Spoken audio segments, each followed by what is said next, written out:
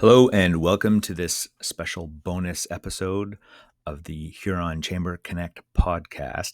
On October 2nd, 2025, the Huron Chamber of Commerce and the Goderich Port Management Corporation welcomed business leaders from across Huron County and across the Great Lakes marine shipping industry to the Port of Goderich to discuss the strategic importance of our Great Lakes ports, in particular the Port of Goderich, and especially in light of the planned expansion of the Port of Goderich. So we now present in 4 episodes the panel discussions, the presentations, and keynote address from the Huron Marine and Economic Forum. In 2025, I don't think you're allowed to have a business-oriented gathering or conversation or anything without at least mentioning, if not having in-depth discussions about tariffs and international trade.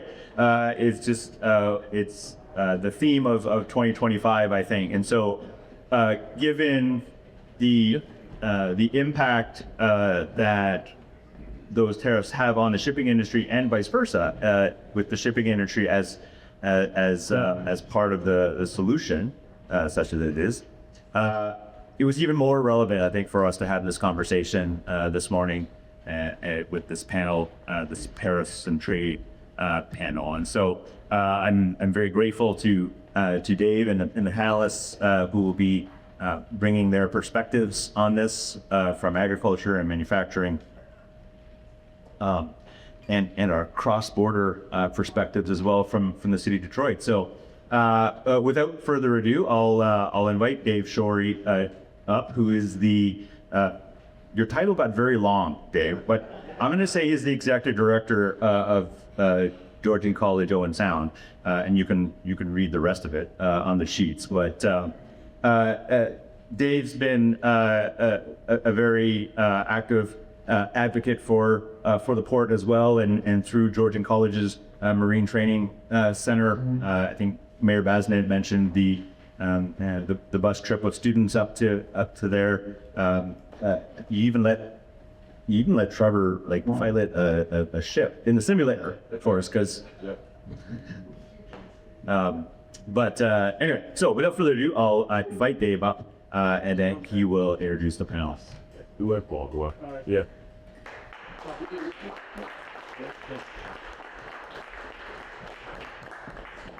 I'm going to pull a Justin Intor here. Oh, Sarah? Yeah. Well, good morning, everybody. Thank you so much for the opportunity to be Mr. Daniel Tisch's opening act.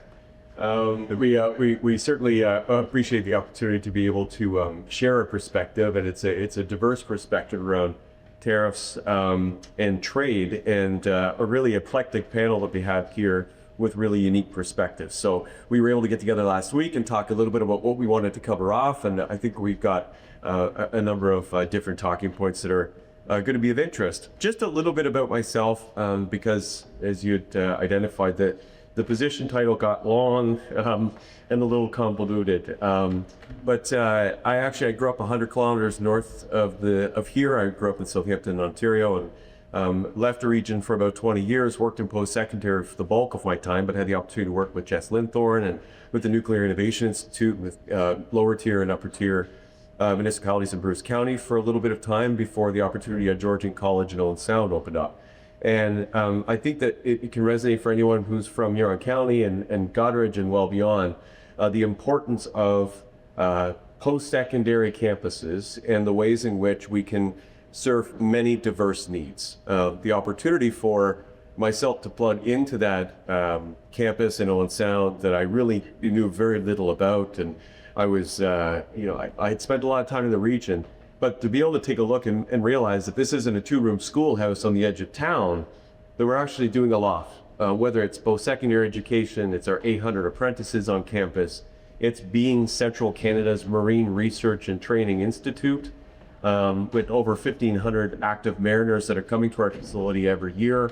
It's many things. And so with that, being really working in service of many different sectors, whether it is nuclear or it's construction or it's manufacturing or it's the marine sector and more healthcare, is that we have the opportunity within the post-secondary sector to intersect with many different sectors themselves, and to be able to position ourselves as one seeking to understand what the needs are from a workforce development perspective and attention, but also in terms of applied research to help drive technology innovation and adoption, but then also to stand shoulder to shoulder and advocate alongside as we're looking to grow. And so as we bring ourselves to coverage today, where my positionality here is, yes, Executive Director for the Owen Sound campus, doing a little bit more in relation to government relations and engagement, but I stand shoulder to shoulder with the Port of Goderich, with the entire sector, as we're trying to figure out ways where we can continue to drive economic expansion and development in really responsive and responsible ways. I won't wax on more, except to say that, one important point of contact, being connected to Frank, to the Ontario Marine Council, Steve, Mayor Bazinet, through a number of different networks, and I should say CEO Janice was better behind the wheel than the mayor when bringing that ship in the fort. Thanks. Yeah, no problem. The alarms went off in the simulator as we got close to the harbor wall. But we have 5 Class A, high fidelity, truly world-class marine navigation bridges that are on our Owen Sound campus, along with a propulsion lab, so engine room simulator. That we are thinking constantly about how we can create greater awareness of the marine sector and how we can continue to serve it, but that we've been bringing our message to Queen's Park and Parliament Hill and been doing a lot of that work together to be able to talk about how important a place like Goderich is, but how competitive an advantage the marine sector is, especially when we're talking about a national shipbuilding strategy and at the provincial level, then the growth of export markets as well as interprovincial trade. You've got an opportunity here to continue to scale that up. I'm not sure if Steve said this, but when he talked about bulk freight and the conversion of that to how many transport trucks are being taken off the road. So one laker that you might see coming to the harbor, say it's an Algoma boat, you have on average about 950 transport truck loads worth of goods that are being shipped out on one of those layers. So you can imagine the crew of 16 to 24 on a vessel, licensed and unlicensed, and that takes 950 trucks off the 401. That's not nothing. So in terms of our ability to move product, but also be able to open up ways to move people has been really important. That brings us to this pair, right? In terms of, so what are the barriers that we are facing? Whether those are structural and they're long-term, or what we're taking a look at now in terms of tariffs and trade. And so with that, I think it's best if you could introduce yourselves as panelists to be able to talk about who you are and really how you come at this conversation. All right. Hi, everyone. Thanks for coming out. Appreciate it. I'm going to make note first that 2 of us chose to cut our hair short. 2 of us have not. So those are choices, just so when I'm... My name is Craig Mannell. I've worked in manufacturing my whole life throughout Ontario. Went on my own and run a consulting company 2019 now. And so I have kind of a different aspect of what does that mean and how does that mean for work. Again, the tariff situation, all that kind of stuff that's going on. Manufacturing's had challenges forever and always will and always overcome. So Ontario manufacturing is strong. There's a lot of work that gets done to make sure that Ontario still produces and still gets products where it needs to go. We may need some different landscape, do more inter-province work, that kind of thing based on tariffs, but it's okay. That's what we do. So I'm Ethan Wallace. My wife and I dairy farm just outside Seaforth on the edge of Huron County. Currently the Vice President of the Ontario Federation of Agriculture. Just like to point out to everybody in this room that Ontario agriculture contributes $52 billion to this province's GDP on an annual basis.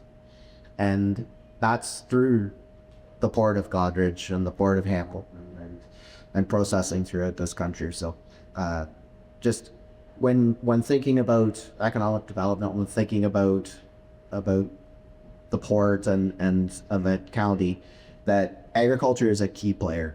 And we can do more. We will always do more. And we are ambitious to do more. So please include us in conversations, and we can help Goderich grow, we can help Huron County grow, we can help the province and the country grow. So I'll start by expressing my special gratitude to Dave and Colin and the hosts for the opportunity to participate today. I'm a little out of the box as participants go, and I've learned a lot this morning, and I look forward to the conversation to continue. My name is Luke Polcyn. I am actually a fellow from the Council on Foreign Relations, but hosted by Dan in the Ontario Chamber of Commerce for this coming year to do some project-based work supporting, promoting Michigan-Ontario Economic Partnership. Before I joined the Chamber just about a month ago, I spent 5 years in the office of City of Detroit Mayor Mike Duggan as a senior executive for economic development.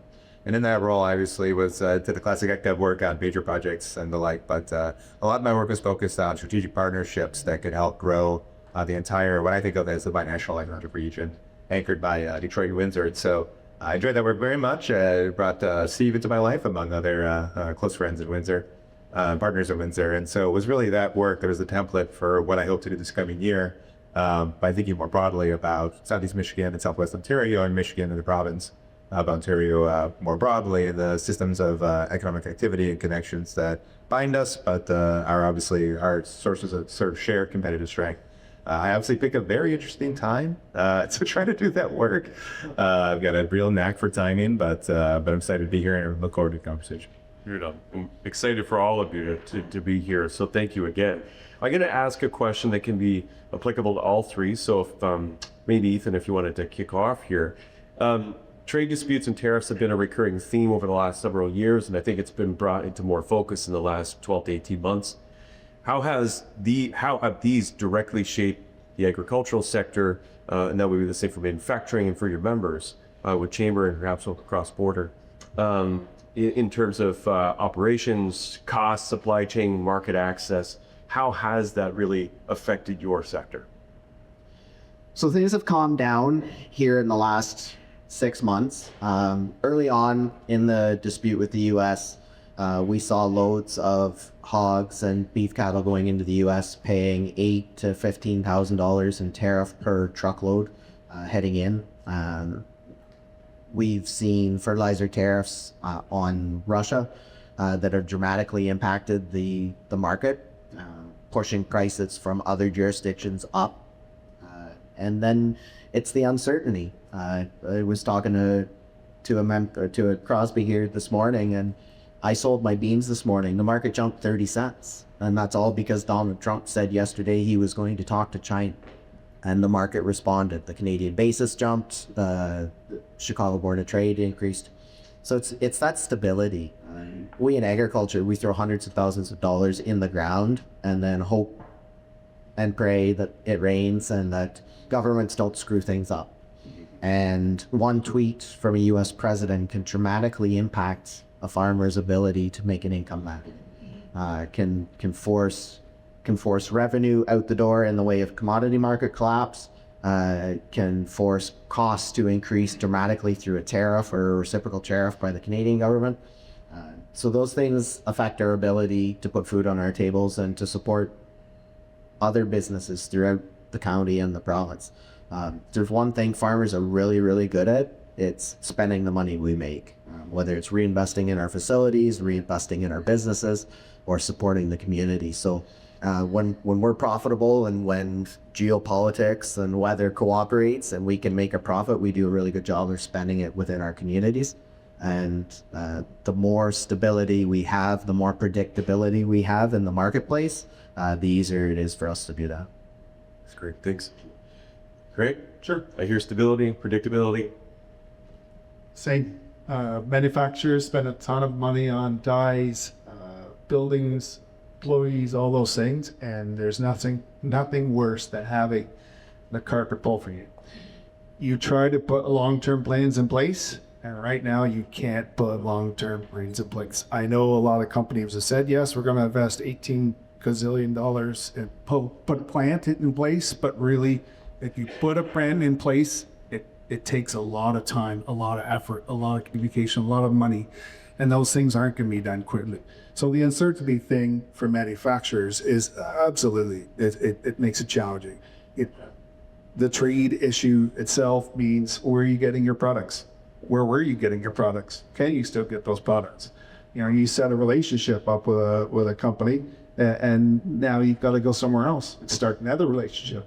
with somebody maybe from another province to supply the parts that you need to get your end product to market.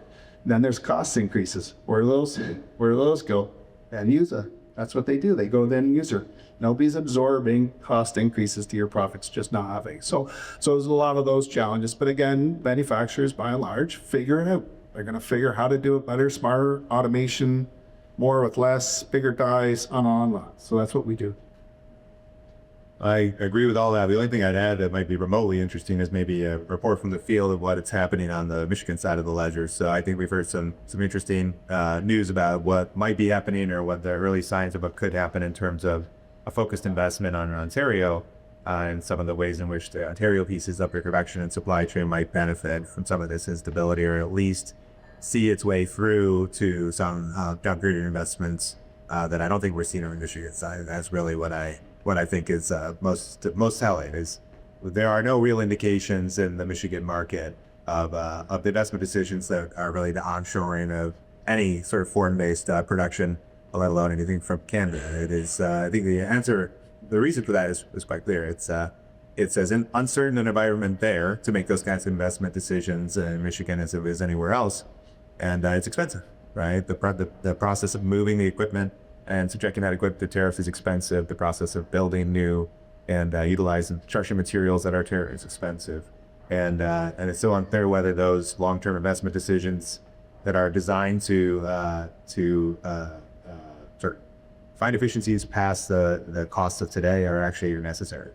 So that's one maybe observation for me. Otherwise, I think I've only been at the chamber for a month, but I think it's safe to say that when you think about any one of the supply chain on the interior side of Michigan side, I mean, these are the operations have on an extremely tight margins. So, I mean, they are feeling the squeeze, and I think their ability to make any sort of significant capital investments, even of the best of circumstances, is constrained, and they have their own margins to look out for, and then they have their own constraints from the lending environment that are even more conservative than they tend to be as more risk-taking entrepreneurs. So, again, I think any capital project is unlikely to take a big jump until the regulatory and the trade system is more stable. And we still have plans. Yeah, and I think we had heard, there's been reference to the nuclear sector before. The former president CEO of my grandchef for Bruce Carr, he would often talk about that policy certainty to drive investment, and we're hearing the same thing over and over again here. I actually have a follow-up question for you. And you keep qualifying a month in. You've got an important perspective and a lot of knowledge, so I just want to say that. But because you've lived on both sides of the border, what I'm curious about is in a broader context with Ontario, the Great Lakes region. So from a regional competitive standpoint, how do you see Ontario and the broader Great Lakes region positioning itself amidst international pressures like tariffs and shifting trade policy? Yeah, I really appreciate the way you framed the question, Dave, because again, when I speak to the region and what follows and my perspective on the region really is binational in scope. And I think that's a challenging way to approach system design when we have these costs imposed and these barriers imposed between the Canadian and American parts of the system. But I think Frank's points earlier that were echoed, I think in subsequent comments about the combined heft of this regional economy across the Great Lakes is a function of all the ways in which, in the absence of those barriers, which are new and aberrant and arbitrary, right? We have this combined economic output, these combined economic capabilities that are still the source of our future competitiveness. And I think the question is not, what are some of the things we can do to make us more resilient as a binational region, rather than what are the things that we should each do separately to delink ourselves and achieve as much sort of economic independence and sovereignty as possible. I think we have to do both, right? And so it's not a question of there's no resiliency to be found in sort of sub-regional or intranational regional systems. I think those kinds of plans are particularly beneficial for places like Goderich because they can anchor those regional supply chains in a really valuable way with assets like this port. But when I think about how you talk about the network of port assets in the Great Lakes region as an economic competitiveness engine, there's still a lot of value in approaching the planning exercise together and engaging in long-term planning together, and then advocating together, and then co-investing from there. So when Frank makes his case for new investments in the Port of Goderich, there is certainly a business case to be made and a politically persuasive case to be made for what that means to Ontario, what that means to Canada. But if we continue to hold together as a binational region and we make a plan together and we advocate together, I think those business cases, those investments are that much more compelling, because we have then embedded in a broader plan that lifts up the entire economic region as one. I think this is also particularly valuable when we, as one region, speak with one voice about CBSA and CBP and customs processing delays, because I think that, not to belabor points that were made very well earlier this morning, the delays that come from being for bottlenecks at eastern ports, and the fight for additional customs processing capacity within the Great Lakes ports, I think is going to be a big challenge for both of us. And if we come at it together and we speak to both agencies together and demand that kind of capacity, then we then speaking with one voice for that operational investment is equally as important as speaking with one voice about the value of that capital investment. And so, maybe this all makes me an optimist, or I am certainly a regionalist, and I think the only way out is for. Here's your LinkedIn profile. Tag is regional optimist, and I quite like that.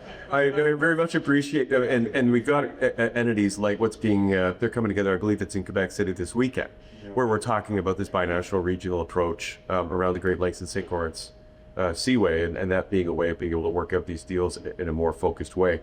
So thank you for that. Ethan, I'm curious about, from an agricultural perspective, when we met a little bit earlier last week, you were talking about how tariffs are impacting in real ways. Cost of inputs, you touched on that a little bit around market swings, equipment.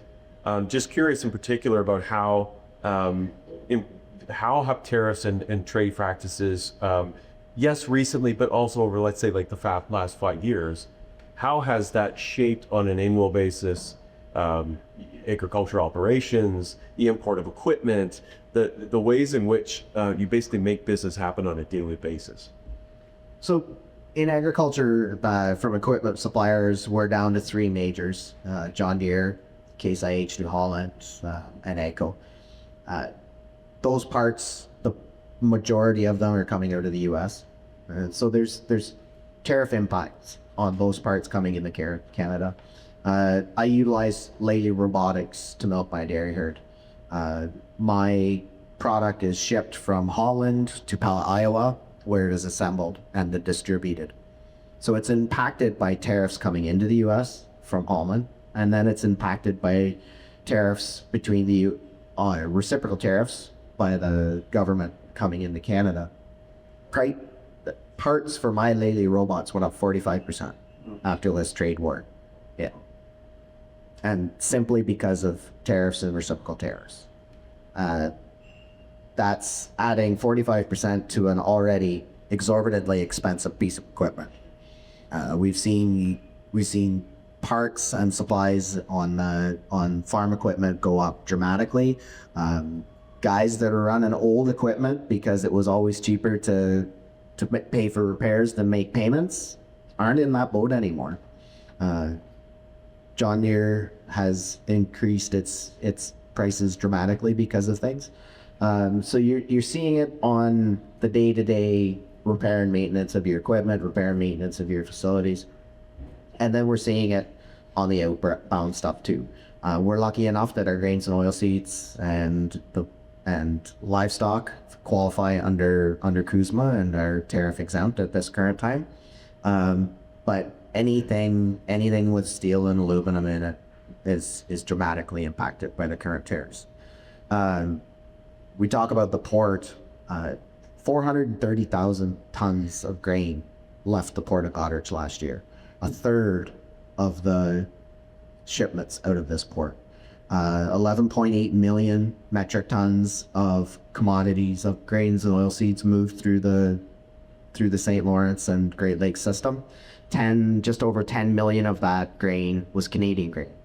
And so Canada is doing a tremendous job of shipping our products around the world. And when we have the uncertainty of tariffs, that dramatically impacts that. And it impacts our ability to move products. It impacts our ability to know where our products are going. I know we've talked a lot about here today about being stable and trying to keep the status quo going, and I'm gonna throw a little curveball into that. Canadians have been very good at producing raw products, shipping ore, shipping grains, shipping lumber around the world. What we haven't done is added the value here at home. Adding that value here at home has a dramatic impact on the Canadian tax revenue, on the GDP of this country, and of the livelihoods of Canadians. If we can add even one layer of processing to that raw product and add that value here at home, then ship further processed product, value-added product through our seaways, through our transportation networks around the world, we set ourselves up to contribute a significantly larger piece to the Canadian GDP. The other piece is trying to build communities here, and I think too often people look out and see agriculture as an open field or vacant land.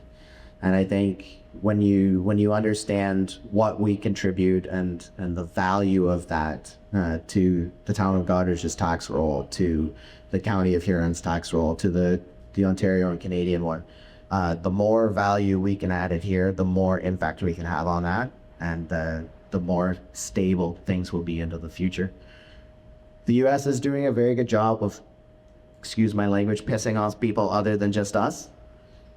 So there are going to be opportunities to send our product other places. And there are going to be opportunities to work with large manufacturers and large food processors in the US.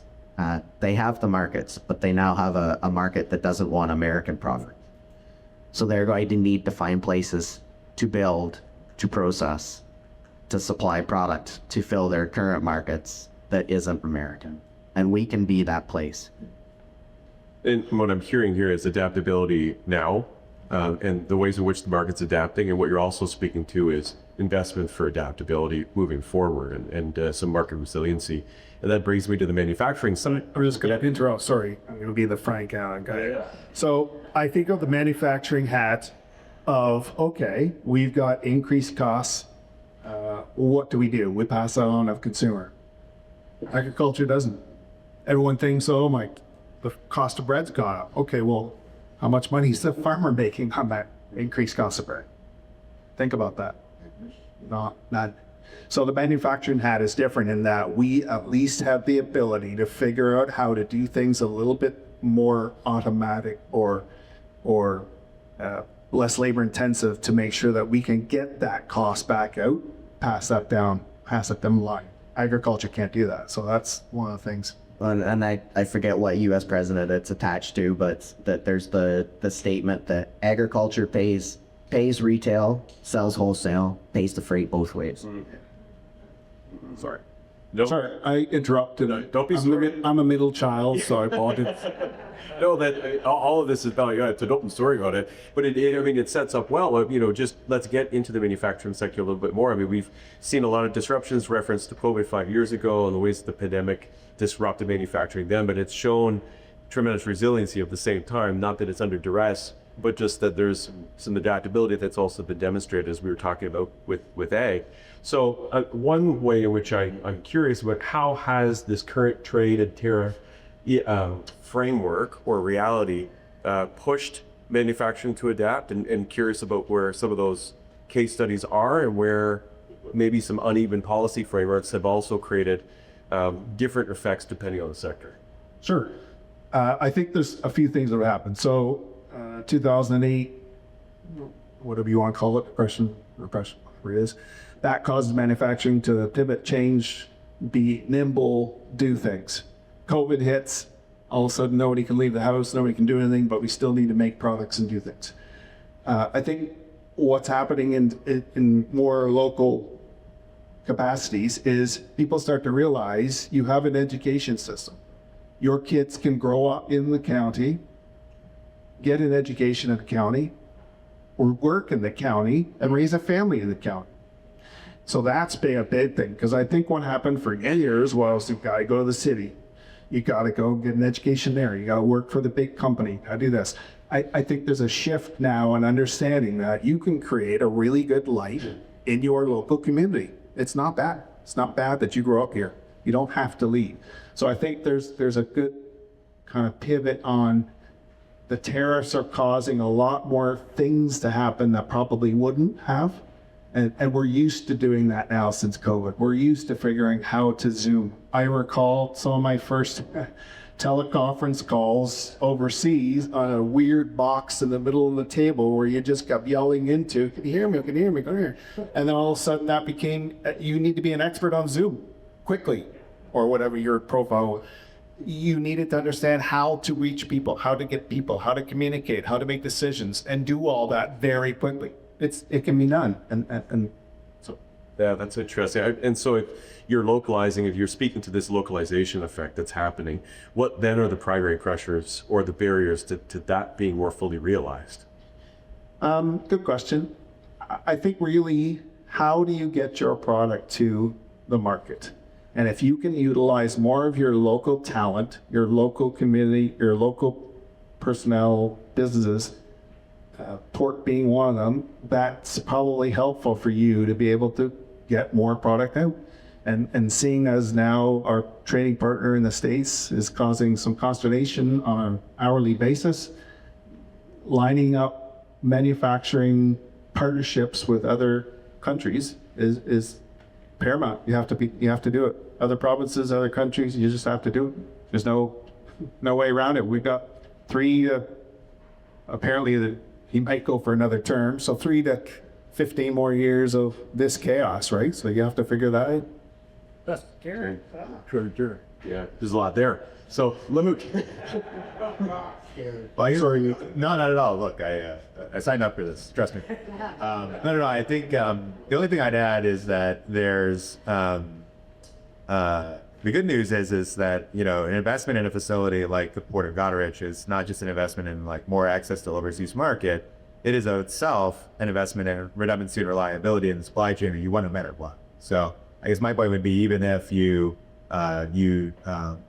end up destabilizing the North American trade regime and the integrated supply chain goes essentially back to normal, a resilient supply chain within this region necessarily requires that additional redundancy and reliability in order to stay competitive and agile against other sources of dysfunction. So I think when you think about the value creation of an investment in a port like Goderich, you are planning for multiple futures, and that's a good investment. And I want to pull on that just a little bit more, because again, we're hearing cross-border collaboration predicated on greater stability and predictability. Curious if there are investments that you've spoken to the Port of Goderich, and that being a good investment and making a lot of sense. What other opportunities might be had in terms of cross-border collaboration around investment of infrastructure across Great Lakes, St. Lawrence Seaway? Well, before I speak to maybe future opportunities, it's worth underscoring, the biggest sort of exhibit A, showcase investment I think we've got, which is the Gordie Howe Bridge, right? So Gordie Howe, back to my earlier point about redundancy, was exactly that kind of investment. It was, we have a functioning, although, let me be clear, if anybody wants any Detroit maroon stories about the master bridge owners, find me after. It's a fascinating tale. So we have a bridge, a highly functional border crossing and traffic asset, but we need more and better, and we need duplication, especially in the event of some sort of the infrastructure failure. And so that investment had a lot of conceptual origins to it, but that was one of them. And the other big lesson is that, among many, is that kind of investment requires deep partnership, really deep, sustained partnership running between U.S. and Canada, between Michigan and Ontario. And if we're going to create more points of connectivity, if we're going to invest in the kind of redundancy and reliability that we need to be competitive, we need to bring that same spirit of partnership, perhaps in miniature to smaller projects, but nevertheless with the same level of focus and intensity and intention. What are those opportunities? I mean, I think, again, not to repeat myself, but it really is finding other ways to link ourselves together, and doing that on a joint basis, so that someone isn't just acting on faith and taking unilateral steps to try to stitch us together, but really think about how infrastructure underwrites the cross-border economy and the ability to sort of secure joint competitiveness and joint growth that benefits the whole region. I'm, in addition to my love for the Port of Goderich, which is enhanced today, I'm personally a massive enthusiast for the need for passenger rail connectivity, actually, across this region, because if you think about us as a single region and the population density that exists along the corridor that runs from really Montreal to Quebec City, but let's just start in Toronto to London, to Windsor, to Detroit, to Ann Arbor, down to Chicago. The idea that isn't as well served as any major population corridor in North America is kind of a huge missed opportunity, and that is not a particularly hard thing to do. It's just a hard thing to make hum, right? I think we all know the challenges come with the kind of passenger rail that would actually really function to connect population centers with success. But I think that's just one of many examples of where we have work to do. And if we think about ourselves as a region, we think about ourselves as a corridor, and we invest our energy and our dollars in that kind of connectivity, we can unlock economic growth that we can only achieve by sort of coming together as one unit. Wonderful. And you're speaking from a systems lens in terms of whenever we're planning intermodal transit and the flow of goods and people, that we're doing so in a thoughtful way. And I would say, to advocate for what Frank's running over here, is that we need to think more deliberate about the inclusion of ports in that plan, because that's not always been the way that it's gone. With only a couple moments left, I'm going to prompt and recognize that we weren't sure if there would be time for questions, but I can smell just my point. I would like for us to look ahead, and you've done so a little bit, but what does long-term resilience mean for manufacturing, for agriculture, or perhaps from the Chamber's perspective? What does long-term resilience mean to you and your members and the people that you're working with? Yes, actually. I'm going to go back to the first two words I used, predictability and stability. For us to be resilient, we need that stability. We need that predictability in the marketplace. We also need investment. So whether it be hard infrastructure, roads, bridges, ports, hydro corridors, natural gas, we need social investment. Community centers, hospitals, schools. What we in agriculture need to thrive is what all of you need, whether it be in the city of Toronto, the town of Goderich, the city of Detroit. We need the things for our families to be successful, and we need the support for them too. In agriculture, we need labor. And to get labor, we have to be able to, or to attract labor, we have to be able to have a community that person wants to live in. And that's that social infrastructure piece. Nobody wants to go to a small town with no school in it or no hospital nearby. So we need all levels of government to think beyond the hard infrastructure and think to that social infrastructure as well. I have two boys at the University of Guelph right now, and for them to come home and back to our operation, they want the things, but they need the things that they have in the city of Guelph. And we need to be able to offer those to them in small and rural communities. For agriculture to be strong, we need a strong Huron County, we need a strong town of Doddridge, town of Seaforth. And for the towns to be strong, you need a strong agriculture community around you. I said earlier that we like spending money, we like reinvesting. So when we're strong, you guys thrive. And when you guys thrive, we thrive. I would say probably for manufacturing, the toughest thing was before the tariffs was people, right? Finding people, training people, and then finding people. And if you build the infrastructure in your towns, you can house people. How do you do that? You have to figure a way. Perfect examples, there's a fairly large company here who became a landlord. They had to.